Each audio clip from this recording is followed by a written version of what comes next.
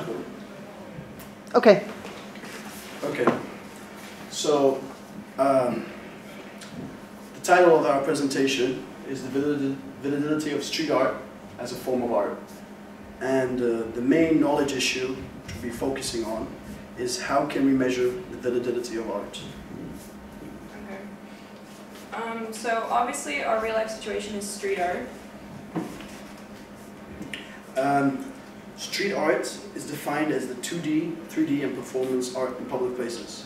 This means that this includes street artists, dancers, and performers. Usually for something to be considered street art, it requires prior permission from communities, or also begins to be referred to as vandalism, which we'll discuss later on in the presentation.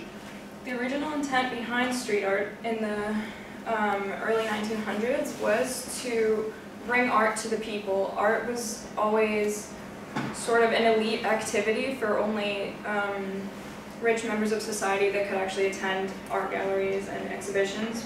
So people sort of rebelled against this idea and moved the art into the streets so that the public could have access to it also. Okay, now I'm going to try to explain the three main aspects that helps us define art, which we also discussed in the TOK class. It's intention, quality, response. Quality represents the skill and the technical competence, the dexterity the artist puts his work on, and it's usually hard to actually measure, as each viewer can interpret the skill as in his own way. But usually there's a consensus from society to differentiate one work from another. The other two aspects, intention means, does the artwork express something? Does it have a purpose? And also another aspect was response. Like, does the artwork, was it intended for an audience? And also the response of the audience to the artwork itself. Yeah. So, to discuss the street art, I first decided to explain the laws and legislation regarding street art. I referred specifically, chose the case study of California, as many of the street artists we refer to are based in Los Angeles. In the California Penal Code section 594.1, it states that individuals convicted for vandalism with regard to use of spray gun, they can be sentenced to keep the community clean for their first conviction for 90 days, second conviction 180 days, and third conviction for 240 days. Essentially, this means that if they are caught vandalizing property, it's their responsibility, and they could be convicted to clean up any other acts of vandalism which goes apart in their community. Also, what I found interesting is that you can be also persecuted if you're, without actually vandalizing something, but with the intention of vandalizing. If you're caught with a spray paint or without actually vandalizing anything in a public property, you can be also convicted for 90 days. And also it counts as a misdemeanor for your criminal record, so it can affect you later on. We brought up the legal issues to do with street art because it definitely plays a role for many members of society in determining whether or not something's art. Based on the government's view, it's not art, it's vandalism, it's like a criminal activity. So it's society, in our opinion, is sort of divided. Some people still receive street art, perceive it as being true art, but some people determine all street art as being a criminal activity that should be the artist should be convicted. Okay, now we're going to display a few examples of street art, and you may be surprised that all these examples are actually illegal. The first one is, it's kind of a humorous installation of using the gutters as a toast. The actual, this is not actually the bread.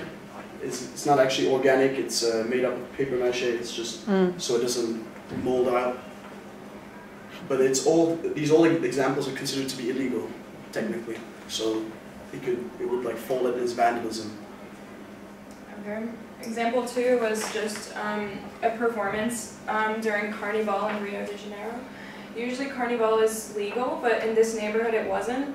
So things like this still go on. Like there's such strict rules about the zones where things are allowed that it's like such a...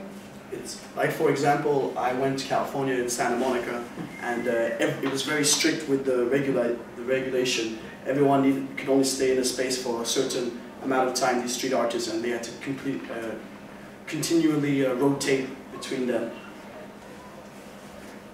And then this is our third example.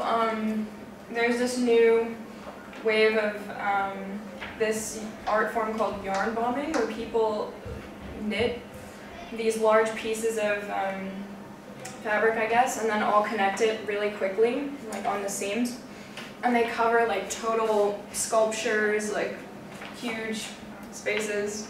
But this still is illegal, even though people may consider it as art.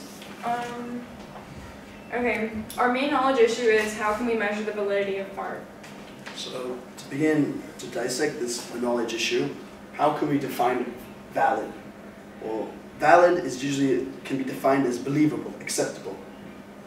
And how can we judge a work of art as being valid?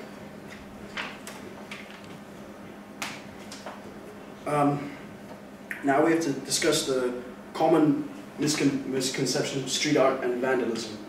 For the vandalism is defined as deliberately malicious and activities that mark or damage property.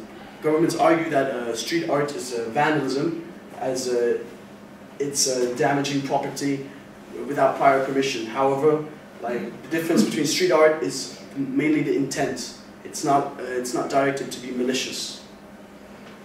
Okay. Okay. Is skill the difference? This is a famous street art image made by the creator of the Obey brand, Shepard Fairey, in Los Angeles. And although it's illegal, many people revere it as art. It's a portrait of Debbie Harry from the music group Blondie. And out of the three criteria, it has intent, it definitely has skill, and it has an audience, the public. But according to the government, it doesn't count as art. So the question we want to ask the audience is, what distinguishes street art from vandalism? And now I want to discuss the implications of vandalism. How can we judge what is vandalism, what isn't? Because as previously noted, vandalism is the destruction of property or damage of property with malicious intent. But the word malicious is a bit ambiguous, abstract. Like, how could one determine the act to be malicious? Maybe for some, the artwork could be quite praised. They may praise the artwork, but for others, it may be bothering and a nuisance. So the whole abstractness and the ambiguity of malicious essentially revolves around the controversy between the vandalism and street art.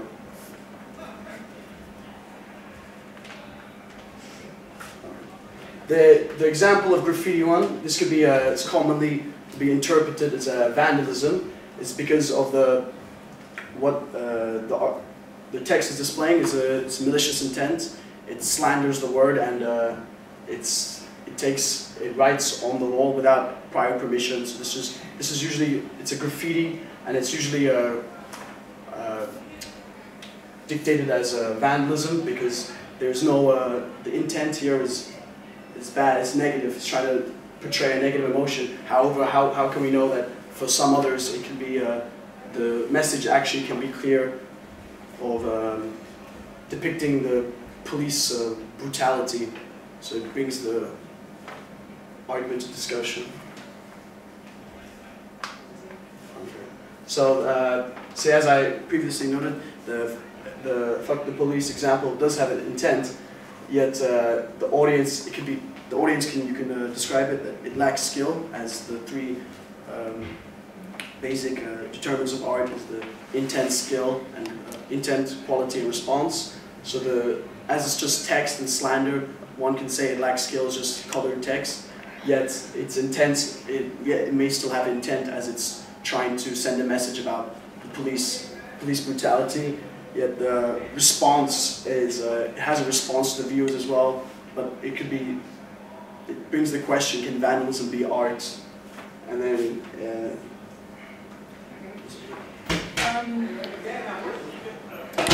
to counterclaim this, I'm going to show an example that has similar. this is our second knowledge issue. That has a similar skill level, but is more considered art. It's more highly revered and has like a fan base. In Philadelphia, an artist who is anonymous started this movement called A Love Letter a Day. By the way, this small white thing at the side is like photoshopped onto it. It's not. So although this is still illegal, it's still bubble letters, color, nothing else. There's no extra aesthetic elements to the piece yet. What I'd like to argue is that people connect more to this and appreciate this more as street art than the Fuck the Police example. Yet they both have similar skill levels, similar audiences, and similar intent, I guess, like just text. There's not really a further, deeper intent. There's a website dedicated to this. There's a huge fan base. It's on Tumblr. It's, you know.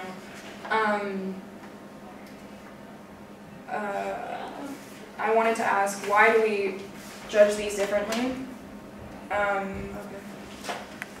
It's just the differences between the intentions. And so now to discuss the way of knowing. Usually with street art, the main way of knowing we'll focus on is emotion.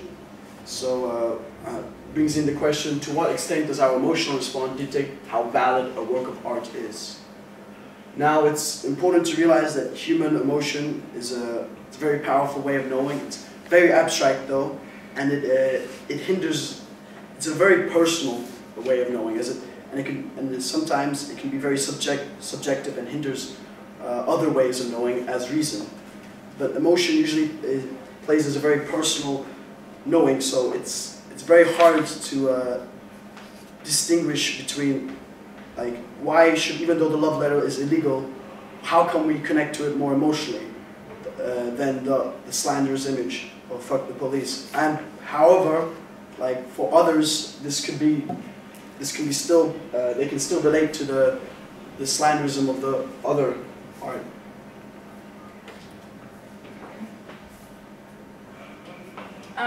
To counterclaim this, is it really our emotional response that distinguishes graffiti from vandalism? There's a TOK term called the aesthetic paradox, which refers to a knower's knowledge of the quality of an artwork without necessarily having a positive emotional response. You can appreciate something as being art without personally, to your opinion, liking it. Thus, although an individual may not like the Shepard Fairey, Debbie Harry work, for example, they can still appreciate that it probably took more time and effort to make than the Fuck the Police image and the Love Letter a Day.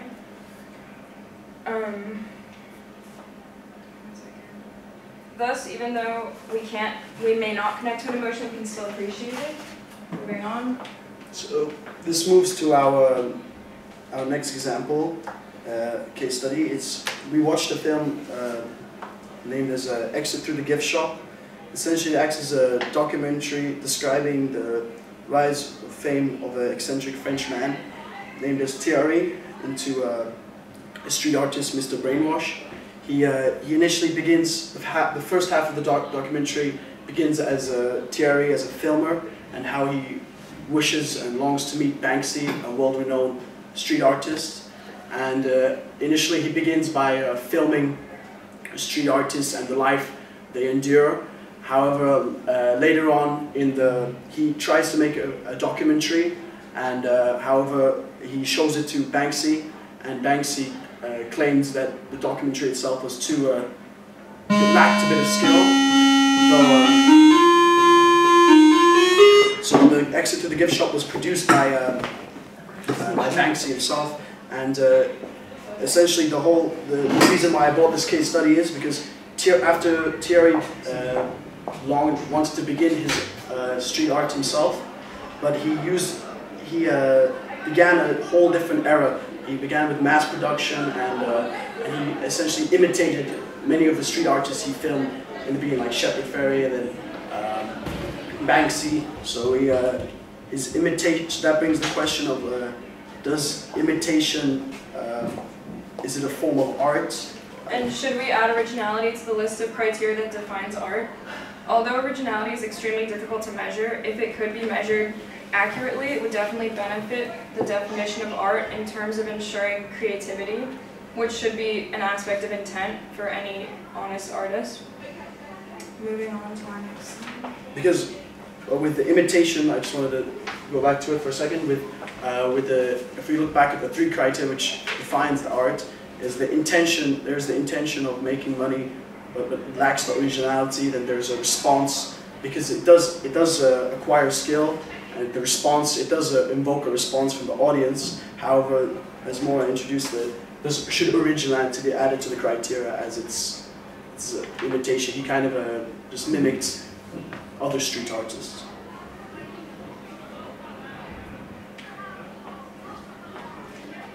It's difficult to say 100% with 100% accuracy whether an artwork is valid or not, because the topic of art already is so subjective, since the way we acquire knowledge from art is through our individual perceptions and emotions mainly. Due to that subjectivity, there's definitely no certainty with validating art, although occasionally there is a general consensus relating to the public's opinion of different artworks. We can't come to a definite conclusion about the validity with regard to street art for this presentation. Thank you. Okay, good. I'm afraid we're going to be bullied out of here, but maybe we have. Do you have a quick question? Let me.